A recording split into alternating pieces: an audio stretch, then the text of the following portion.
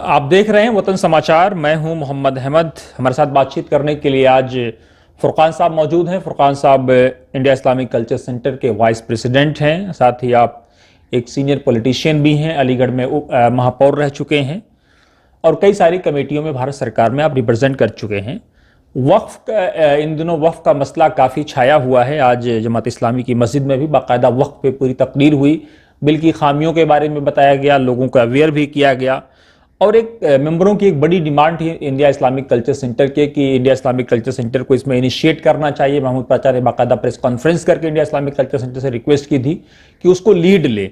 Finally Furqan साहब का आज मेंबरों को एक मैसेज गया तो हमने सोचा उनसे बात करें। फुरकान साहब, ये जो ज्वाइंट पार्लियामेंट्री कमेटी के हवाले से आप लोगों ने जो मैसेज ड्रॉप किया है मेंबर्स को, वो क्या है? हमने इस कमेटी को अप्रोच की और उस रिटन में हमने मेमोरेंडम दिया है उनको, और उन्होंने उसके जवाब में ये कहा है कि हम बुलाने वाले हैं, बुलाएंगे वो। इसमें पहल तो करनी थी हमें सेंटर को। सेंटर के प्लेटफॉर्म से हमने इसको आवाज़ को बुलंद किया है।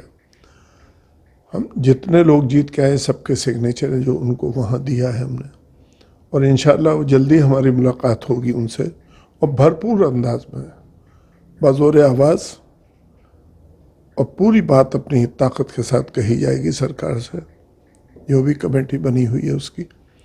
और अल्लाह की ज़ात से हमें उम्मीद है कि इसका हल कुछ ना कुछ निकलेगा।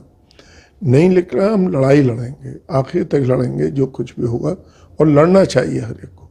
ये सरकार ने ठीक नहीं किया।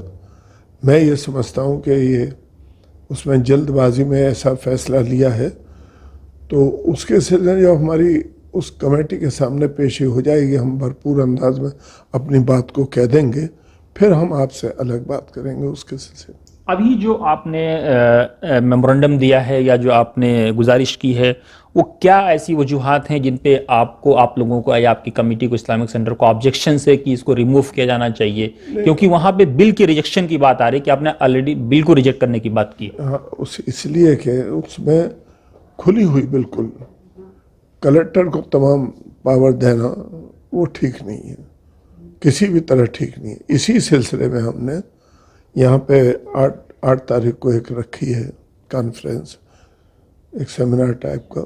उसमें बड़े इम्पोर्टेंट लोग शरीक हो रहे हैं ताकि बैठ के हम उस पर एक दूसरे को समझ सकें।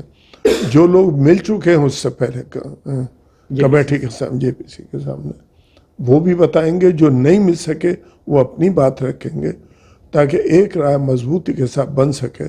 उससे पहले कि जब हम मिले तो अपनी पूरी ताकत से अपनी बात कह सकें, इसलिए हमने एक प्रोग्राम रख लिया है। फुरकान साहब, वैसे जो हमारी मालूमात है कि जो जेपीसी के चेयरमैन है जगदम्बिका पाल साहब, जब वो कांग्रेस में थे उस समय आपके उनके बहुत देरीना मरासिम थे, तो क्या इस लिहाज से भी आपने कोई अप्रोच करने की कोशिश की है? क्योंकि रिश्तों का बड़ा ख्याल रखा जाता है सियासत में। नहीं, जब ताल्लुकात होते हैं किसी, और पुराने ताल्लुक जब हम कांग्रेस में थे साथ ही उठना बैठना सब था, तो वो लिहाज तो होते ही है। लेकिन जब मीटिंग होगी हमारी, जब उनसे आमने सामने बैठ के बात होगी, वो कितना निभाते हैं।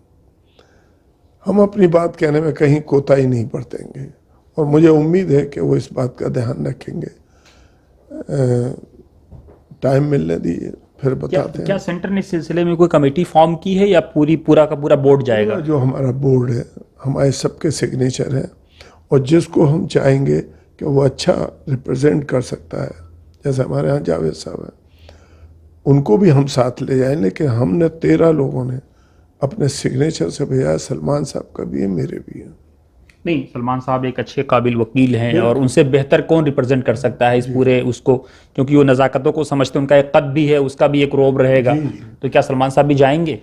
मैं अभी ये नहीं कह सकता चूँकि उनके जैसे प्रोग्राम, लेकिन उनके बिहाफ पर, उनकी क़यादत में हम सब ये काम कर रहे हैं। हमें सौंप रखा है उन्होंने, और पूरी ईमानदारी से वो हर तरह से खड़े हुए हैं साथ। इसमें तो कोई दो राय नहीं है। सलमान खुर्शीद साहब बड़े पाए के हैं और बड़े वकील हैं और बड़े सियासतदान हैं, और बहुत ही कम गो हैं, और जो बात जितनी कहते हैं उसमें वज़न होता है। और मुझे उम्मीद है कि जब जाएंगे अब वो उनके प्रोग्राम के ऊपर होगा, मैं ये तो नहीं है, लेकिन हम कोशिश करें जाए, क्योंकि हमारी बात को और अच्छे तरीके से रखा जाएगा। अब ये तो उनसे टाइम के ऊपर होगा कि उसको कहाँ होते हैं, कैसे होते हैं। यहाँ होंगे तो जाएंगे इंशाल्लाह।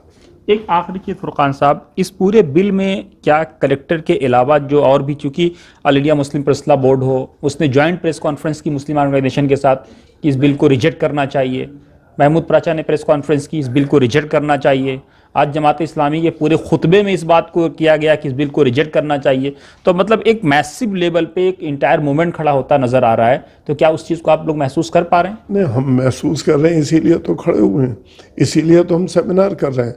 और हमारी भी, मेरी ज़ाती राय कि इसको रिजेक्ट होना चाहिए। तो ये थे मोहम्मद फुरकान साहब, जिनका साफ कहना है कि जॉइंट पार्लियामेंट्री कमेटी के सामने इन्होंने एक मेमोरेंडम पेश किया है।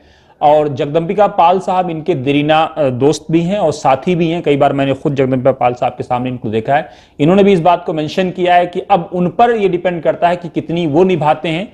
जॉइंट पार्लियामेंट्री कमेटी कब टाइम देगी नहीं देगी ये आने वाला समय बताएगा। लेकिन इंडिया इस्लामिक कल्चर सेंटर पर जो एक प्रेशर था मेंबरों की तरफ से, इस्लामिक कल्चर सेंटर उस प्रेशर को जरूर निभाते हुए नजर आ रहा है। और ये देखना ये भी इंपॉर्टेंट होगा कि इस सिलसिले में सेंटर ने एक मीटिंग भी ऑर्गेनाइज की है, उस मीटिंग में कौन लोग आते हैं नहीं आते हैं, क्या बात बनती है। तो एक कलेक्टिव एफर्ट की बात हो रही है और ये एक सुखद संकेत है कम से कम वक्फ के चिंता करने वालों के लिए, जो लोग वक्फ की संपत्तियों को लेकर के चिंतित थे।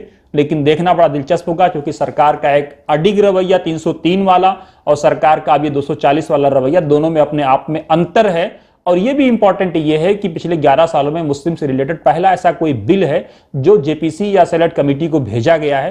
तो काफी चीजें बदली हैं। चंद्रबाबू नायडू के अलग तेवर हैं, नीतीश कुमार के अलग तेवर हैं, सरकार अपने चीजों में और उलझती नजर आ रही है। तो कहीं ना कहीं चिंताओं के बीच में एक उम्मीद की किरण जरूर नजर आ रही है। आप देखते रहिए वतन समाचार।